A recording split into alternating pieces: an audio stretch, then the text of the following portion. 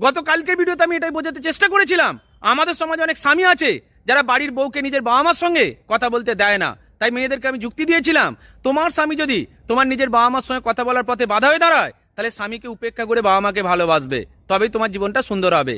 সেই ভিডিওটা দেখার পরে রাজু মন্ডল নামে একটি ভাই আমাকে লিখেছে, আমি কোনোদিন শুনিনি কোনো স্বামীকে বারণ করতে যে বউটা তার নিজের বাবা মার সঙ্গে কথা বলতে পারবে না। এটা কিন্তু সত্যি ভাই, আমিও কোনোদিন কোনো স্বামীকে এটা বলতে শুনিনি।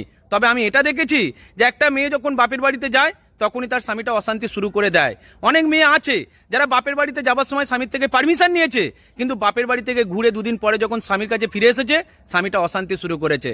তুমি হয়তো শুনলে অবাক হয়ে যাবে, আমাদের সমাজে এমনও স্বামী আছে যখন বাড়ির বউটা তার নিজের মায়ের সঙ্গে ফোনে কথা বলে, স্বামীটা আড়ি পেতে তাদের মধ্যে কথা শুনতে চেষ্টা করে।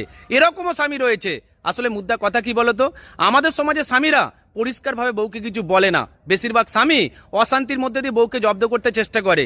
মেয়েদের যখন কোনো কিছুতে অসুবিধা হয় তারা স্বামীকে খোলাখুলি বলতে পারে, কিন্তু স্বামীগুলোর যেটা অসুবিধা থাকে দেখবে বউটাকে কোনোদিনই পরিষ্কারভাবে না বলে শুধু অশান্তি করতে থাকে। আর একটা মেয়ে কোনোদিনই অশান্তি নিয়ে বাঁচতে পারে না বলেই স্বামীর মুখের দিকে তাকিয়ে অনেক মেয়ে বাপের বাড়িতে যাওয়াটাই বন্ধ করে দিয়েছে। এটাই সত্য। ভালো থাকবেন প্রত্যেকে।